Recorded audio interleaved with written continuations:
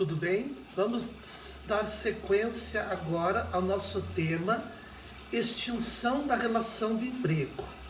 Na terça-feira eu iniciei o tema, eu falei a respeito do princípio através do qual, ou a partir do qual, empregado e empregador têm ampla liberdade de extinguir a relação de emprego quando for do interesse de ambos, sendo que excepcionalmente pode ser admitida, é admitida a existência de algumas formas de estabilidade provisórias quando o empregador tem dificultada a possibilidade de demissão do empregado, né?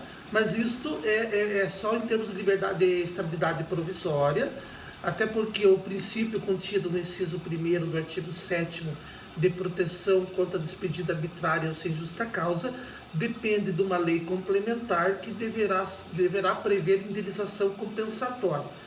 Também comentamos que a estabilidade prevista na CLT acabou caindo em desuso por conta da criação do Fundo de Garantia do Tempo de Serviço, que a partir de 88 se transformou num direito de todos os trabalhadores, em consequência do que não existe mais a aquisição dessa estabilidade por parte dos empregados.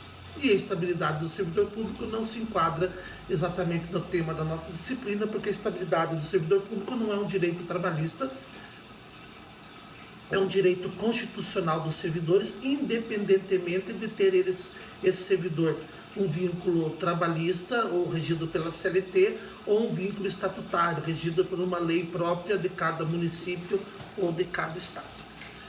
Como eu comentei com vocês, para a gente estudar a extinção da relação de emprego, as diversas normas aplicáveis em cada caso, dividimos entre extinção imotivada e extinção motivada.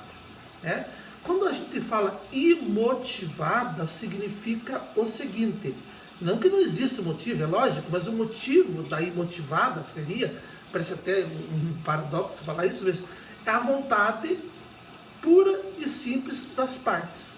Não existe algum outro motivo que não seja a vontade. Por isso, quando falamos extinção imotivada, significa que extinguiu a relação porque ou o empregado ou o empregador não quiseram mais continuar a relação de emprego. Tá certo? Embora também exista, vamos ver lá para frente, dentro da motivada existe a extinção por acordo, que é quando ambos querem extinguir a relação de emprego. É uma modalidade relativamente nova, tem menos de 3 anos, foi criada com a Lei 13.467 de 2017, que entrou em vigência no dia 11 de novembro de 2017. Quem sabe a gente poderia dizer, não tem um motivo que não seja vontade. Mas como é vontade de ambos, eu pelo menos trato isso lá quando a gente fala em extinção motivada. Então, na extinção imotivada, para nosso efeito aqui da disciplina, qual que nós tratamos? Aquela que depende apenas e tão somente da vontade de uma das partes da relação de emprego. Dentro do tema extinção imotivada, na terça-feira a gente conversou sobre a extinção imotivada da relação de emprego sem prazo determinado, com prazo determinado. Então, na terça-feira, tratamos da extinção da relação de emprego por prazo determinado. Só lembrando, extinção normal e extinção antecipada. Na antecipada, sem a cláusula securatória de rescisão, cláusula securatória de direito recíproco de rescisão antecipada, e com a cláusula. Sem a cláusula, fizemos por iniciativa do empregado e iniciativa do empregador. Estou fazendo esse gancho para lembrar que, quando eu falei com vocês a respeito da extinção da relação de emprego por prazo determinado, de forma antecipada, com a cláusula assecuratória de direito recíproco de rescisão antecipada, eu comentei que se existir essa cláusula, qualquer uma das partes que queira extinguir a relação de emprego, sem que a outra tenha dado um motivo, as regras serão as mesmas de extinção da relação de emprego sem prazo determinado. Ou seja, é o que a gente vai tratar hoje. Então hoje nós vamos falar sobre as regras da extinção da relação de emprego de forma imotivada, quando esta não tenha um prazo determinado. Inclui-se nessas regras, portanto, a relação de emprego por prazo determinado, quando no contrato exista também esta cláusula.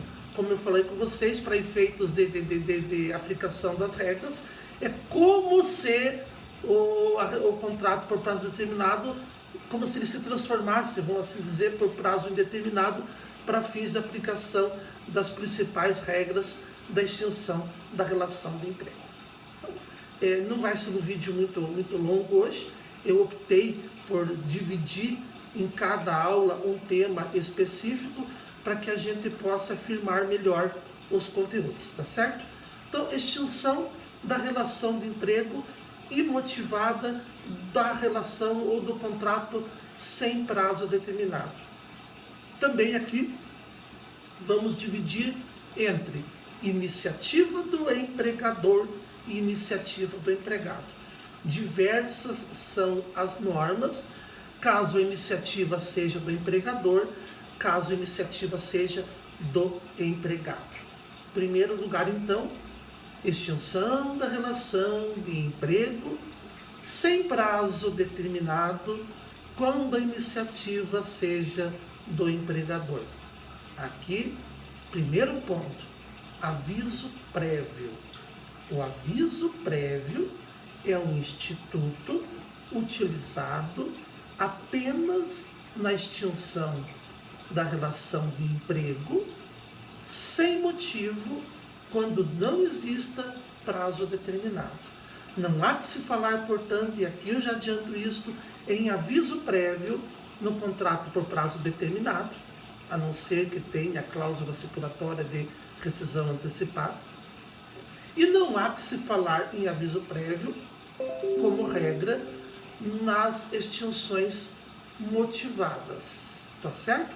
Embora, vamos ver que quando existir extinção por morte, pode ser aplicada como de forma indenizatória. Aviso prévio. O que é o aviso prévio? Como o próprio nome já diz, quando qualquer das partes, em não havendo prazo determinado, queira extinguir a relação de emprego, deve comunicar a outra antecipadamente. Então, vale o aviso prévio tanto para o empregador como para o empregado, para os dois. Como nós estamos vendo primeiro a extinção de iniciativa do empregador, vamos ver como é que funciona o aviso prévio. Se o aviso prévio é uma obrigação, no caso do empregador, é um direito do empregado. O empregado tem direito de ser avisado de forma antecipada de que vai ser extinta a sua relação de emprego. Qual é o prazo? Quantos dias terá que comunicar antes o empregador ao seu empregado a extinção da relação de emprego? Parte-se de 30 dias. Né? Lá no artigo 487 da CLT diz que é 30 dias.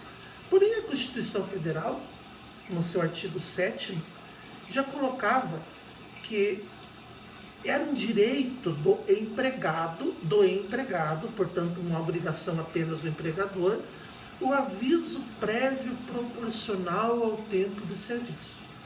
Desde 88, quando foi promulgada a Constituição, quando entrou em vigência, estava lá esse direito do empregado de ser avisado pelo empregador de forma antecipada da extinção do emprego, e este aviso deveria ser proporcional ao tempo de serviço. Este direito do empregado somente foi regulamentado no ano de 2011, através da Lei 12.506. O que essa Lei 12.506 fala?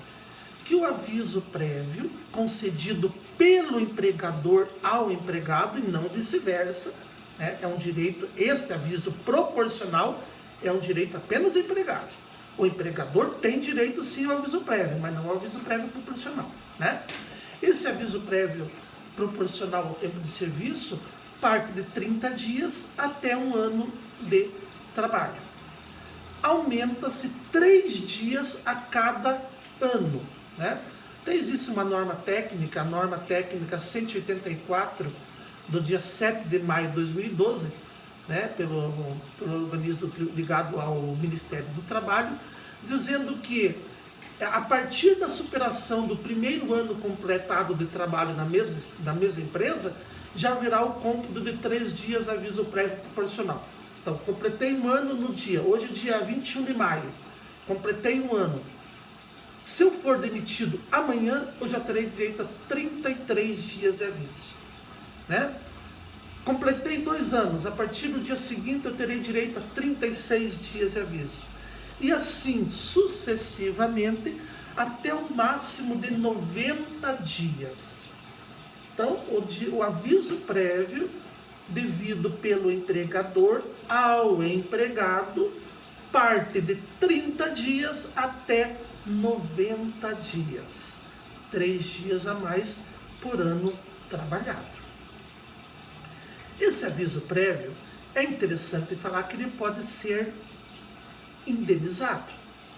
O empregador diz, olha, você vai ser demitido daqui 1 mês, daqui 30 dias, né? Vamos pegar o meu caso, por exemplo, que eu fui contratado em junho de 2011. Então, junho de 2012, 1 ano, 13, 14, 15, 16, 17, 18, 19. Já completei 9 anos de serviço. Não completei, aliás, desculpe, 8 anos. Então, 1, 3, 6, 9, 12, 15, 18, 21, 24. Então, eu tenho direito a 54 dias de aviso prévio. Então, fosse demitido hoje, seria avisado, olha, daqui a 54 dias você será demitido. Mas pode também não ser o empregador não querer dar esse aviso prévio. Ele pode indenizar, né? Porque ele é obrigado a avisar antes. Mas se ele não avisar, ele pode indenizar. Significa o seguinte, esses 54 dias que eu iria trabalhar, sabendo que ao fim deles estaria extinta a minha relação de emprego, eu posso ter esse período indenizado. E se for indenizado, ele integrará meu contrato para todos os efeitos. Então vamos trabalhar aqui um mais simples para fazer as contas melhor. Então, digamos, o empregado, né, só tem 1 ano, não tem 1 ano ainda, ele tem 11 meses de serviço. Hoje ele está completando 11 meses. O empregador diz, você vai ser demitido daqui 30 dias. Se ele trabalhar os 30 dias, significa que lá no final ele vai ter adquirido o quê? O direito às férias integrais. Né? Ele vai ter trabalhado 12.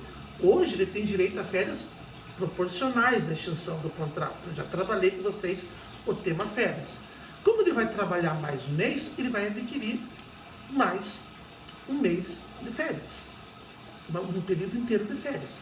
Hoje, dia 21 de maio, 13º, ele adquiriu 5 dozeavos do 13º. Trabalhou 4 meses inteiros e mais de 15 dias em maio. Hoje ele tem direito a 5 dozeavos de 13º.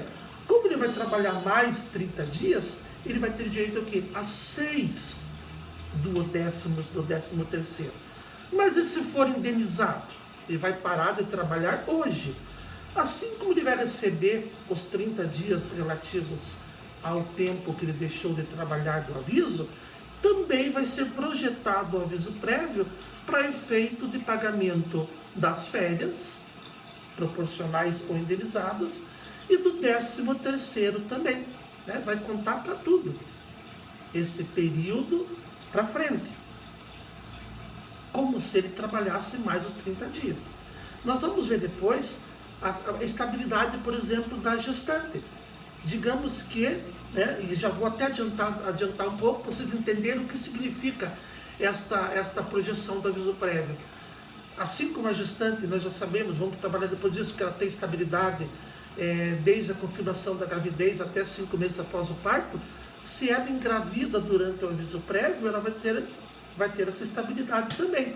E se o aviso prévio indenizado, digamos que ela foi demitida hoje, e o aviso prévio foi indenizado, e ela engravidou daqui uma semana, vai ter direito também à estabilidade no emprego, porque o aviso prévio é projetado para todos os efeitos, né? Inclusive a lei fala, inclusive para fins da estabilidade da gestante, né? Algum tempo atrás o entendimento não era esse, agora modificou-se inclusive a lei.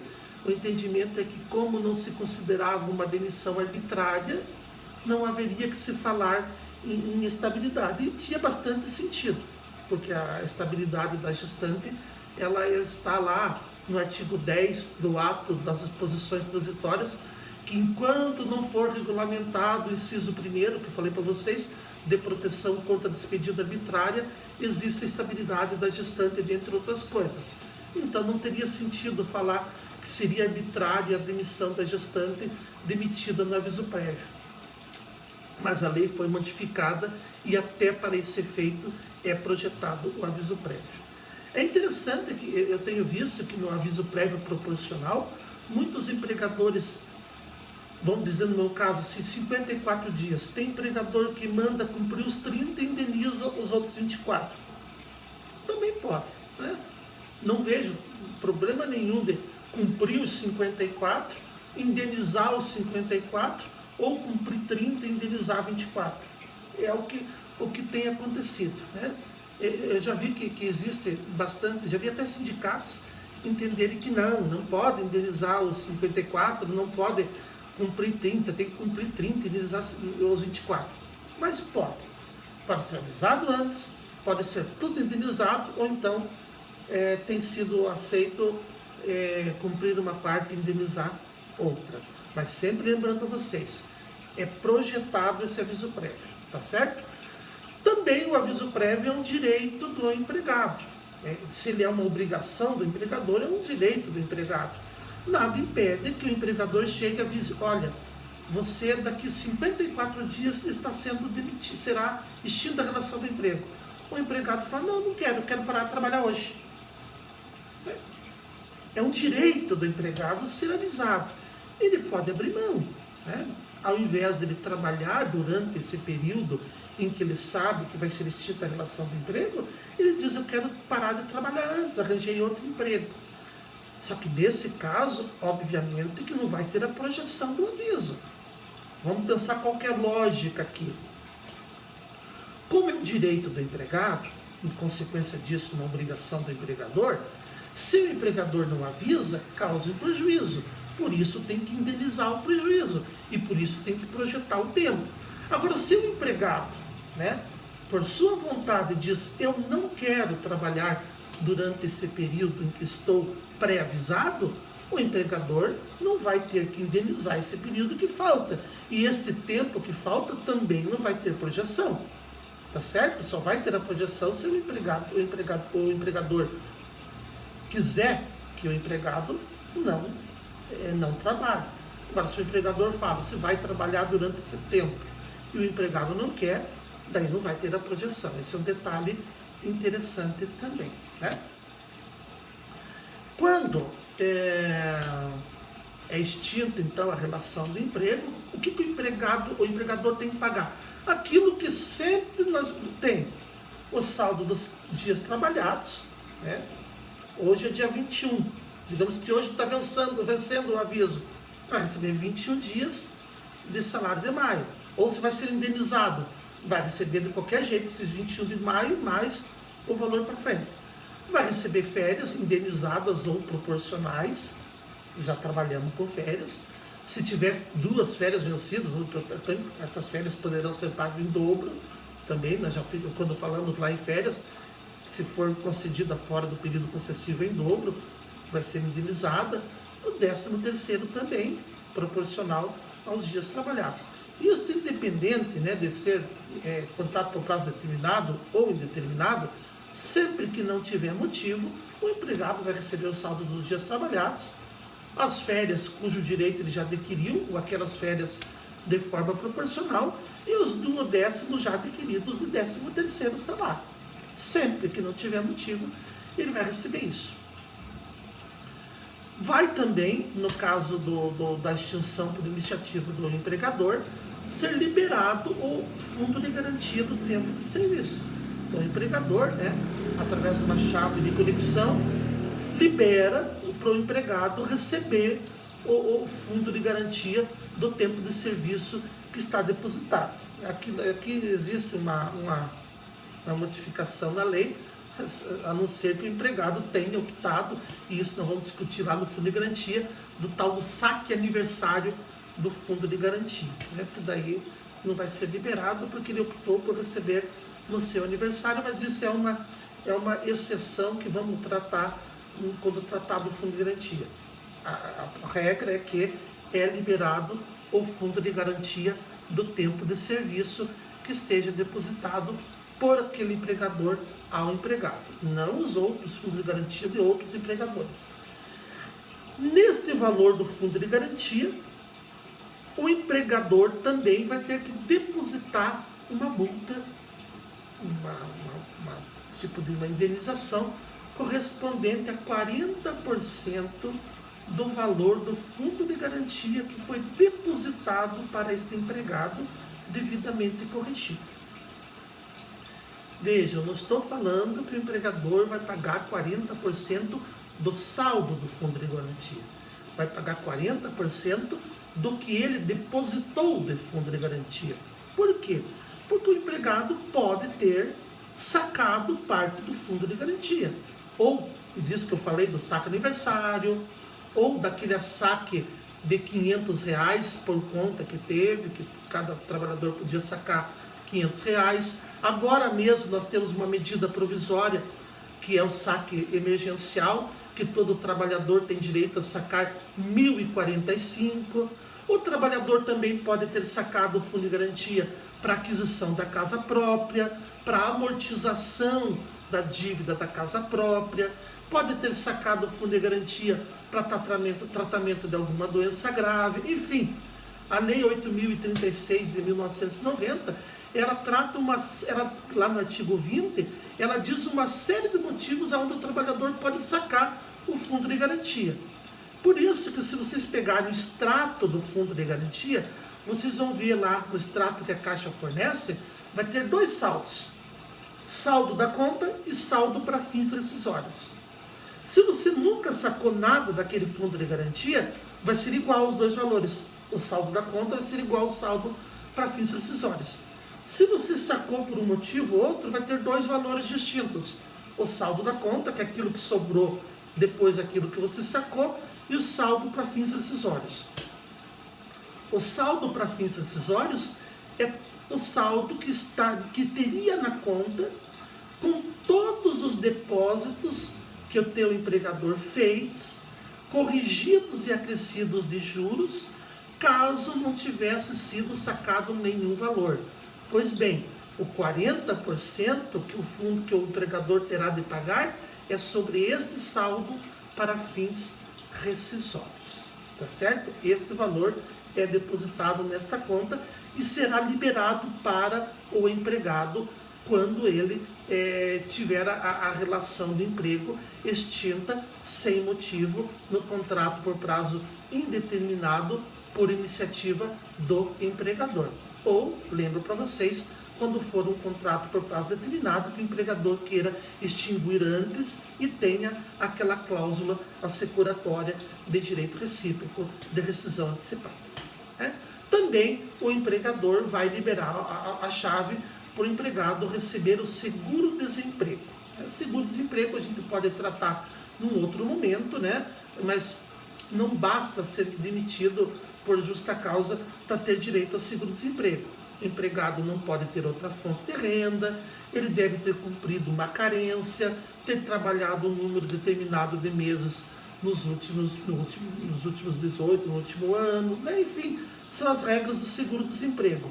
Mas cabe ao empregador, sim, entregar. Antigamente entregava a guia do seguro-desemprego, que era um documento que era apresentado para a Caixa Econômica ou para a Agência do Trabalhador, para o Sistema Nacional de Empregos. Hoje o empregador, através do sistema digital, libera lá o seguro-desemprego. Quem vai verificar se o empregado tem direito ou não de receber o seguro-desemprego é o órgão do governo encarregado disso. Até porque quem paga o valor do seguro-desemprego é o chamado Fundo de Amparo ao Trabalhador. Mas cabe ao empregador, sim, fornecer essa guia, liberar para ele receber, né? Ainda interessante falar da extinção da relação de emprego sem motivo por iniciativa do empregador, que se esta demissão acontecer 30 dias antes do reajuste, né? O reajuste, nós já tratamos isso lá no primeiro bimestre, né? Que é livre negociação entre empregado e empregador, o reajuste, e cada categoria tem lá a sua data base, aonde é negociado com o sindicato o reajuste, né? Se o empregado for demitido 30 dias antes do reajuste, ele não vai ter direito ele vai ter direito, lógico, na projeção do aviso prévio, ele pode receber a diferença do reajuste da categoria, né? Mas se for 30 dias antes do reajuste, que não vai pegar o salário novo, ele tem direito a uma indenização também. A Lei 7.238, de 84. Né? O que essa lei diz no artigo 9º? O empregado dispensado sem justa causa no período de 30 dias que antecede a data de sua correção salarial terá direito a uma indenização adicional equivalente a um salário mensal, seja ele optante ou não pelo Fundo de Garantia do Tempo de Serviço. É uma lei de 84, antes da Constituição de 88, existia a possibilidade, como eu já comentei na aula passada, do trabalhador ser optante ou não do Fundo de Garantia do Tempo de Serviço. Pois bem, se ele for demitido nos 30 dias, ele vai ter direito a uma indenização, porque ele vai perder a correção salarial do reajuste da sua categoria, tá certo? Então, basicamente, estas são as normas da extinção da relação de emprego sem prazo por iniciativa do empregador. Daqui a pouco eu já falo sobre os prazos, depois de falar que é iniciativa do empregado, né? A extinção do contrato, então, sem motivo, também pode se dar por iniciativa do empregado. Novamente aqui, aviso prévio. O empregado também deve comunicar ao empregador 30 dias antes que a relação de emprego será extinta. A mesma coisa, ambos têm que avisar. Só que no caso do empregador, o empregador tem direito sempre a 30 dias. Não depende do tempo de serviço do empregado. A lógica qual que é? Tanto faz se o empregado trabalhou 1 ano, 2 anos ou 3 anos, para o empregador não tem uma vantagem para ele, empregador, de ter ficado na relação de emprego mais tempo. O empregado tem que avisar 30 dias antes. Olha, daqui 30 dias estarei fora da relação de emprego. Então o empregado avisa e fica trabalhando esses 30 dias. Tá certo? Se o empregado não quiser, da mesma forma, vai ter que indenizar o empregador. Como que calcula essa indenização? Olha, ao invés de eu trabalhar 30 dias, desconta do que eu tenho para receber o valor de um salário. O empregador vai descontar do que ele vai pagar para o empregado o valor equivalente a um salário do empregado. Tá certo? Porque o empregado não quis trabalhar esses 30 dias. Não quis avisar. Causou um prejuízo para o empregador Qual que é o prejuízo?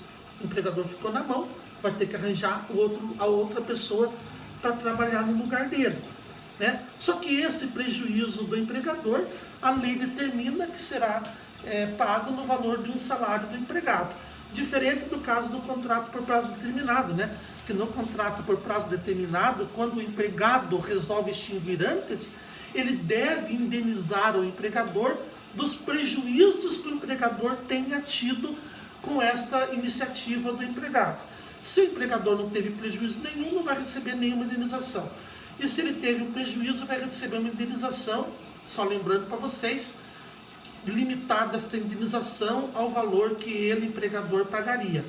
Quando a relação de emprego não tem prazo determinado, a lei já prevê uma indenização fixa para o empregador, um salário do empregado, né? Ou o período que faltou para o empregado trabalhar, 30 dias, 15 dias, 20 dias, porque se ele trabalhou 10 e indenizou 20, tá certo?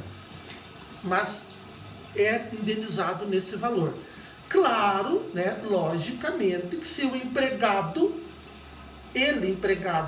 não quis comunicar antes, não há que se falar em projeção do aviso prévio. Eu sou empregado, estou avisando, eu vou sair do emprego daqui 30 dias. Como eu vou trabalhar esses 30 dias, eu vou receber o salário desses 30 dias que eu vou trabalhar. Vou receber 1/12 mais de férias. Vou receber 1/12 a mais de 13ª, porque eu trabalhei esses 30. Aviso prévio é uma comunicação. Agora, se eu, empregado, não quis comunicar ao meu empregador, vou trabalhar só até hoje, vou receber o salário até hoje, vou receber férias até hoje, e vou receber 13º somente até hoje, tá certo? Não vou receber esse período, não vou ter projeção, porque eu não estou sofrendo um prejuízo porque o meu empregador não me avisou. Eu é que quis não trabalhar nesse período, tá certo? Também ainda sob aviso prévio do empregado ao empregador. Como a iniciativa é do empregado, o direito é do empregador. O empregador também diz, olha, abro mão desse direito. Então imagina a situação do empregado.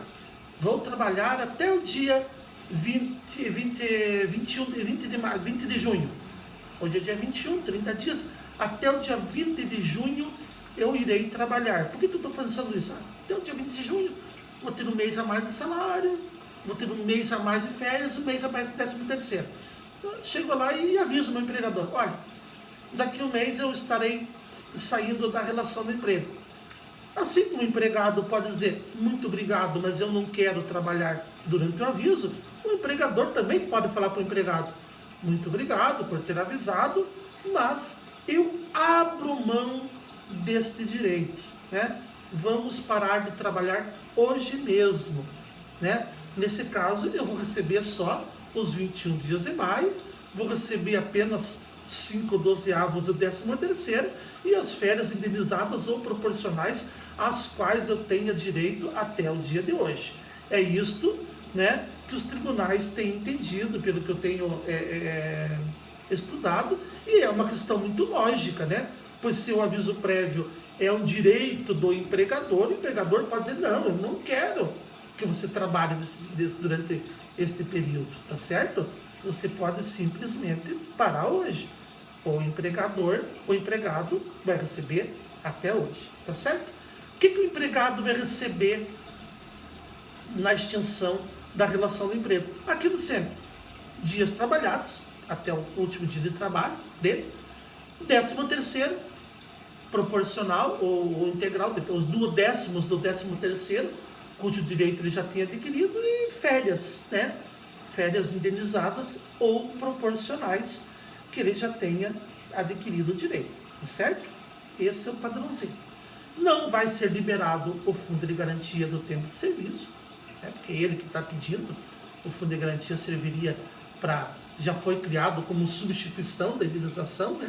Quando eu falei da terça-feira com vocês, o fundo de garantia foi criado para substituir aquela indenização que era devida pelo empregador quando demitia o empregado sem justa causa, então ele não vai receber, embora o direito dele permaneça, só que o fundo de garantia ela fica depositado para ele. Ele vai sacar quando ele tiver outro motivo, aposentadoria, para comprar casa própria, 3 anos de conta inativa, etc. e tal, né?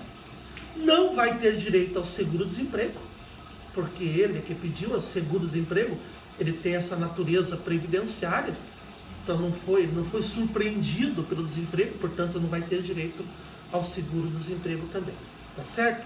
Então essas são as normas de iniciativa do empregado. Aqui eu vou fazer um parênteses, eu esqueci de comentar uma coisa com vocês, né? Do aviso prévio indenizado do empregador. Voltando agora um pouco, antes de eu falar sobre os prazos para pagamento. O empregador, ou ele avisa o empregado que vai trabalhar durante aquele tempo, ou indeniza. Alguns empregadores ainda cometem um equívoco, que fala o seguinte: você vai cumprir o aviso prévio em casa. Então imagine naquele caso do exemplo que eu dei, 54 dias de aviso. Olha, você vai ser demitido daqui a 54 dias, pode ficar em casa. Lógico que isso é uma maneira de burlar a lei, tá certo? Não se considera aviso prévio em casa. Se eu falo cumpra em casa, eu estou falando, estou demitindo hoje, vai ser indenizado o aviso. Falar isso daqui, eu lembrei isso agora, justamente para falar do prazo para pagamento. O pagamento dos valores devidos pela extinção do contrato deve se dar em 10 dias corridos. Aliás, essa é a regra geral. 10 dias depois que acabe o contrato, que acaba a relação do emprego, devem ser pagas as verbas rescisórias, tanto no contrato por prazo determinado, como no contrato por prazo indeterminado. Aliás, mesmo que seja uma demissão motivada, este é o prazo para serem pagas as verbas rescisórias, né, as verbas pela extinção do contrato.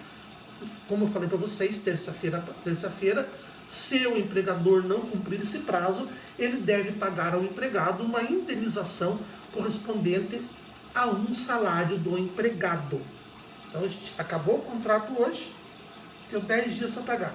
Não paguei nesses 10 dias, eu tenho que pagar, além da correção monetária, né, uma indenização, uma multa equivalente a um salário do empregado, lá do parágrafo 8º do artigo 477.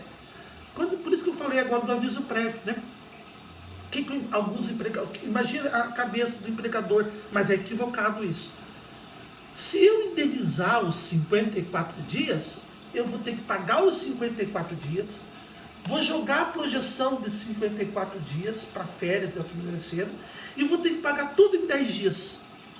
Então, mas eu não quero que ele trabalhe os 54 dias, porque eu acho que ele não vai trabalhar bem durante os 54 dias. Então eu falo para ele, cumpre em casa. Daí, se cumprir em casa, vai acabar o contrato daqui a 54 dias, eu vou pagar daqui a 64 dias do salário. Não. Cumprir em casa é a mesma coisa que ser indenizado. Se eu falar cumpre em casa e só pagar as verbas rescisórias 10 dias depois dos 54, eu vou ter que pagar a indenização de um salário. É isto que a jurisprudência tem entendido. Não existe aviso prévio cumprido em casa. Se eu mandar cumprir em casa, é a mesma coisa que eu falar estou indenizando. Portanto, eu tenho que pagar daqui 10 dias, tá certo? Então, não existe essa história de aviso prévio cumprido em casa. O aviso, como não é valor, o aviso é uma comunicação, ou eu comunico no prazo anterior de 30 dias, 33, 36, independente, ou eu comunico e o empregado vai trabalhar durante esse tempo, ou eu indenizo. Não existe isso de cumprir em casa. Cumprir em casa é sinônimo de aviso prévio indenizado. Portanto, tem que ser pago as verbas rescisórias 10 dias depois. Tá certo? Como eu falei, deu 40 minutos, um pouco mais a nossa aula de hoje, porque eu preferi tratar a extinção imotivada em duas partes. Primeiro, contrato por prazo determinado e depois o contrato por prazo indeterminado, tá certo? A partir de terça-feira, que vem, né, nós vamos começar a tratar extinção da relação do emprego motivado, tá certo? E nós vamos fazer também todas as distinções, tá? Eu vou colocar este link também, tanto na webconferência como no nosso grupo do WhatsApp, tá? Continuo à disposição de vocês, mandem pergunta tanto lá na plataforma durante a nossa aula, ou mesmo no nosso grupo do WhatsApp, para que a gente possa interagir. Como não estamos tendo a aula preferencial, eu sei que é mais difícil para vocês, para mim também é mais difícil, porque eu não tenho condição de saber se estou atingindo ou não estou atingindo o meu objetivo. Por isso é muito importante a participação de vocês. Quando eu colocar também lá no fórum as questões, espero a gente ter também um diálogo lá para tentar aproximar e aparar as arestas, tá bom? No mais, uma boa noite, um bom dia quando vocês tiverem acesso a esse vídeo e cuide-se. Até mais.